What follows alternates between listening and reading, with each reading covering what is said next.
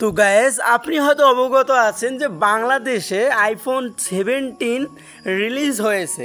তো আপনি যদি চান তাহলে এই আইফোন 17 আপনার হাতে নিয়ে স্টাইলিশভাবে পিক এডিট করতে পারবেন। হ্যাঁ গাইজ, আপনারা ঠিকই শুনেছেন। তো আজকের এই ভিডিওটাতে আপনারা আইফোন 17 প্রো ম্যাক্স আপনার হাতে লাগিয়ে ফটো এডিটিং করতে পারবেন। তো আজকের এই ভিডিওটা অনেক ইন্টারেস্টেড এবং হেল্পফুল হতে যাচ্ছে। তো বাই দাও এইরকম ভিডিও এডিটিংটি শুরু করার আগে আপনাদের কাছে জাস্ট একটা রিকোয়েস্ট, আপনারা যদি এই চ্যানেলে নতুন হয়ে থাকেন তাহলে অবশ্যই চ্যানেলটি সাবস্ক্রাইব করে দিবেন, পাশে থাকা বেল আইকনটি গাইস অল করে দিবেন। তো আইফোন 17 প্রো ম্যাক্স হাতে নেওয়ার জন্য জাস্ট আপনাদের একটি অ্যাপ্লিকেশনের প্রয়োজন হবে। জাস্ট আপনারা অ্যাপ্লিকেশন প্রয়োজন বলতে ভুল হবে। তো আপনারা যে কোনো একটি ওয়েবসাইটে প্রবেশ করবেন। যেমন আমি ক্রোম ব্রাউজারে প্রবেশ করলাম, করার পর আমি সার্চ আইকনে গেলাম।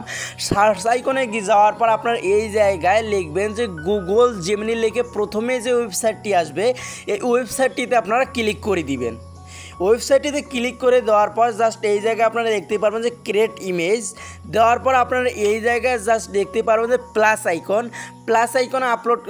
আইকনে ক্লিক দেওয়ার পর আপনারা এই জায়গায় দেখতে পারবেন যে আপলোড ফাইল। এই জায়গায় আপনারা ক্লিক করে দেওয়ার পর আপনারা দেখতে পারবেন যে মিডিয়া প্যাকেজ। তো এই জায়গায় আপনারা ক্লিক করে দিলে আপনাদের গ্যালারিতে চলে আসবে। তো আপনার গ্যালারি যে নর্মাল ছবিটি এইরকম করতে চাচ্ছেন, জাস্ট হাতে আইফোন 17 প্রো ম্যাক্স ধরে সেলফি তুলতে চাচ্ছেন, এইরকম আর কি ছবিতে কনভার্ট করার জন্য জাস্ট এই জায়গায় একটা প্রম্পট লিখতে হবে।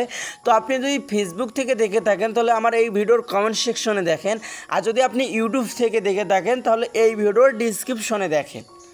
তো বাই দাও জাস্ট এই জায়গায় একটা ইংলিশ দিয়ে জাস্ট কয়েকটি ওয়ার্ডের আর কি প্রম্পট লিখতে হবে। জাস্ট এই জায়গায় কয়েক সেকেন্ড ওয়েট করলে বাই দাও একদম প্রফেশনালভাবে ফেসটাও কিছুটা মিলে রেখে জাস্ট আপনাদের সেলফি উঠাতে পারবেন। জাস্ট আইফোন এই দেখেন 17 প্রো ম্যাক্স, যেটা বাংলাদেশে বর্তমানে ট্রেন্ডিংয়ে চলতেছে। তো বাইরে এখন আপনারা কীভাবে সেভ করবেন ছবিটিতে ক্লিক করে দিবেন। দেখেন কত পরিমাণ সৌন্দর্য করে তারা ছবি এডিটিং করে দিছে। তো আপনারা দেখতে পারেন যে উপরে ডাউনলোড আইকন, এই ডাউনলোড আইকনে যদি ক্লিক করে দেন জাস্ট এই ছবিটি আপনার ডাউনলোড হয়ে আপনার গ্যালারিতে চলে যাবে। তো আজকের ভিডিও এতটুকুই, আশা করি বুঝতে পারছেন।